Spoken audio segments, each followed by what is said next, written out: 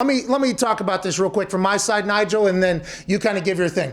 So I read about this Europe Super League, and I don't pay close enough attention. I will gamble alongside Gumpy, who is giving out 40 picks at a high level, much like yourself. I'll watch Pulisic, and the U.S. guys are starting to really get good over there. Think, it's good for everybody that this is happening. This Europe Super League comes out, and it's all these massive name teams, teams that the world recognizes, teams that everybody, and they're like, hey, this is going to be a league. We're going to play against each other. I look at the website. It's like, we're in this, we're going. It's a beautiful website. I say, this looks awesome. You know what I mean? Because it's a bunch of teams that I've heard of about to play for each other. I got buried, Nigel. I got buried. So I think the reason why I thought it looked awesome is because I thought players were the ones behind this, wanting to do this to maybe make up for more money and everything like that. Turns out that's not the case. And I think all of Europe rallied around two things. They hate the Super League and they fucking hated my tweet. Nigel, tell me why I was wrong and tell me what the hell's going on over there.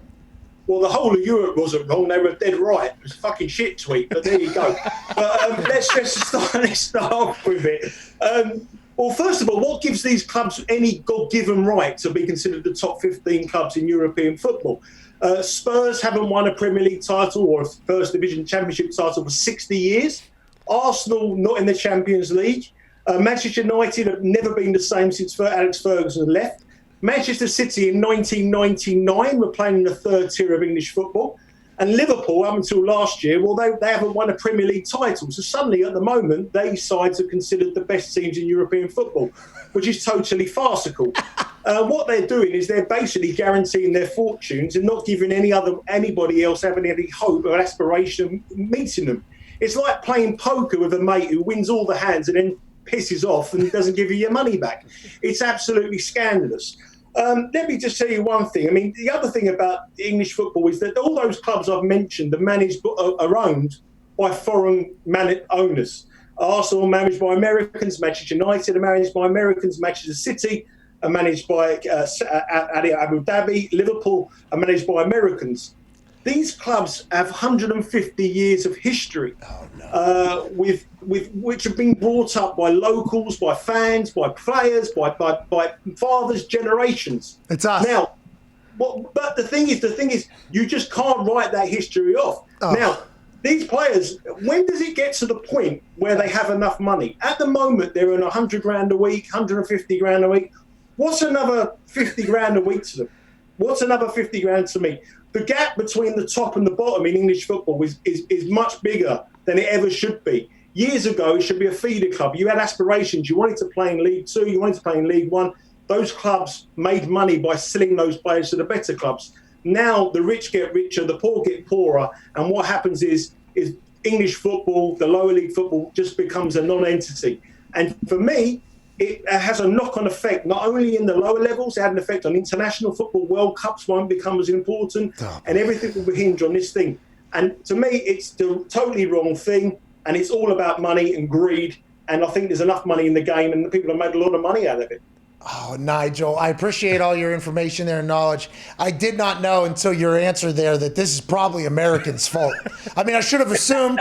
No, it's a business sport. What's happened is it's a business sport. So people have come into and bought a sport, seen it as a business, run it as a business. If I was the owner of the football club, then I'll be looking at it on monetary side of view. But as a player, they're looking at it. But what they're doing is they're devaluing the history of these clubs. Yeah, that's terrible, by the way. That's just like, that's absolutely... No, it's very different. Over here, how we run our sports, we have a promotion, we have a relegation.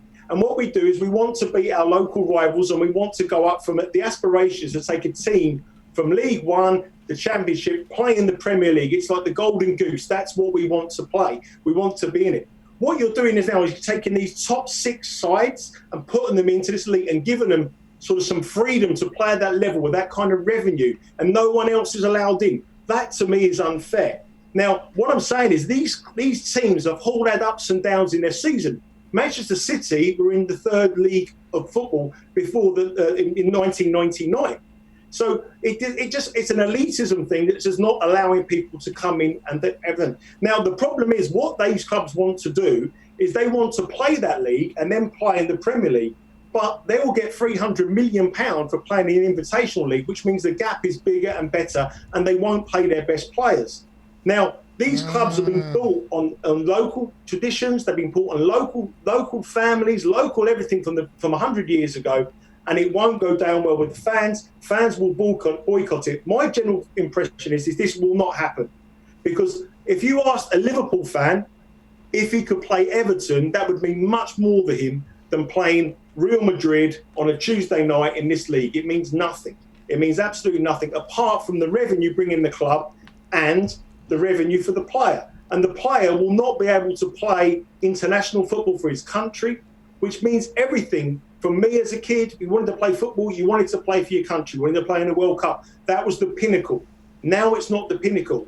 And the whole demographic of football or soccer worldwide now has changed, because it's running as an organisation, as a company and a franchise, which purely and simply will not work in this country. They might try it, but the fans will boycott it. I'm absolutely certain of it. Now, it's what's happened for years and years in American sports, where you've had no promotion, no relegation. It's a collegiate system, I understand that. But what we've had here, we have 4 divisions. And people come into Manchester City and bought that club when they were in League 2 of English football, League 1 of English football. Now they could win the Champions League. They've hit the pinnacle. Now you're not given the opportunity for other teams to emulate what your success has done. Okay. So that is my problem. My problem with it is, at the moment, these 6 clubs are ranked the best teams in English football, but they weren't 10 years ago, and they may not be in 10 years' time. Okay. So why not let the other clubs have a chance? The other thing is Nigel, hold on 1 second. To your point right there. So, because I was just about to ask, how could they make this better? How can they make the Super League work? Because they're obviously trying to take out the Champions League, which the Champions League has a great relationship, obviously, with the teams, because it's ever evolving who gets in there, who doesn't get in there, who's a mainstay, who's not, who's a superstar. Is there anything the Super League could do to stick around, or do you think this is an absolutely dead idea that you don't think anybody will ever get behind? Well, I think the first thing they've done is done a PR disaster from the way it's been broken. I would say. If they had done this gradually and got people to have the idea and come up with some more planning, then potentially it could work. But every club in the Premier League wants to make the Champions League. If they don't finish first, second, third, they can finish 4th and get in the Champions League, earn money, and they're guaranteed their right. Now, the problem with these clubs is one of the reasons I feel as well is the pandemic has had a real detrimental effect on these clubs, and a lot of them have overspent. So they've overspent, and they've realised they're buying players, they've got new stadiums, they haven't got the money. By getting in the Super League, it gives them 20 years of revenue stream to reimburse. But what about the poor clubs that have had no fans, that rely on 4,000 and 5,000 people? And this is where, and I wasn't being critical of the American, the ownership. They're running it as a business, which I understand. If you run your business, I run my business. We all want to make profit from our business. But what they haven't understood is the way the English Football League works. Kids at 17, 18 play in front of 3,000 or 4,000 people. They then want to go up and get a job, and their survival is by selling that player to a Premier League club to get £1 million, which will keep them in the business for a year and keep that club going. There's 92 football teams, soccer teams in this country. The way that we're reading this from the world, you'd think there's only 6 and there's only 20 teams in the Premier League. It isn't. It's a selling process that goes on. We don't have a collegiate system like America. We don't have that. So these clubs will go to the wall because the players, the elite players, will have the money, and they'll spend it around themselves, and they'll put their teams, the feeder teams and younger teams, that will not be able to progress.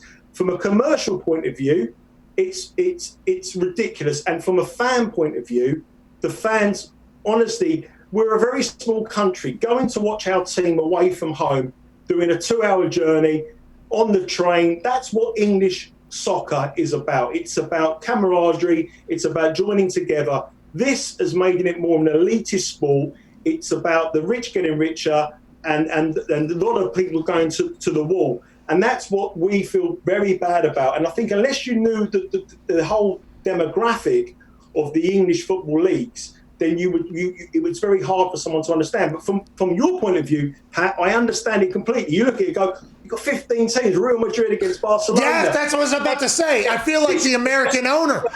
I feel like the American owners being like, yo, I get a chance to see who play who's all in it. I get to, as just a stooge, you know, who's not really in it. I'm like, this sounds magical. But then once you started piecing together there how literally this would potentially systemically tear apart the fabric of soccer in Europe, I'm going to let you know, I'm out on it, Nigel. I fucking hate it. I'm out on the Super League.